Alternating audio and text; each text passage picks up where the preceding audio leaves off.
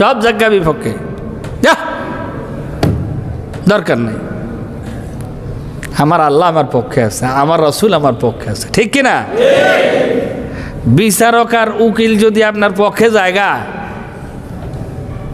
কথা কয় না, বিচারক আর উকিল যদি আপনার পক্ষে থাকে, মামলা দেনার কোনো খানা আছে নি?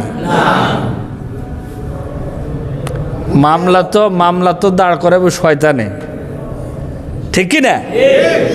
সে কেমনে আল্লাহর বান্দা করে জাহান্নামে নিব, তার শুধু এই হিসাব। তাহলে বুঝা গেল মামলার কাজটা সেই করে। আর হাসরের ময়দানে আল্লাহর দরবারে সুপারিশ করবো কেবলমাত্র শুধুমাত্র আমার নবী। সুবহানাল্লাহ বলেন। প্রথম পাওয়ারটা আমার নবীর, কার? আমার রসুলের পাওয়ার। আর বিচারক থাকবে কে? কথা কয় না, বিচারক কে?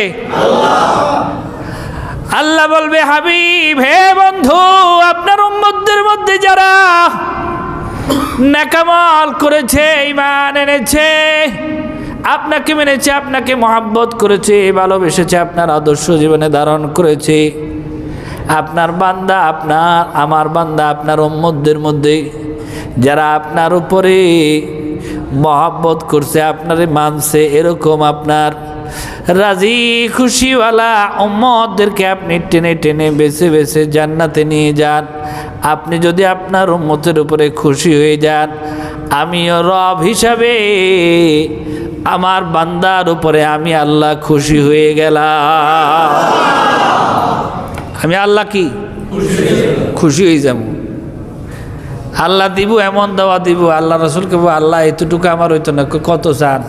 কয় যান, আপনারা খুশি করে দিলাম। যে পর্যন্ত আপনি খুশি না হন, এই পর্যন্ত আপনার উম্মতদেরকে আপনি জান্নাতে নিতে থাকুন।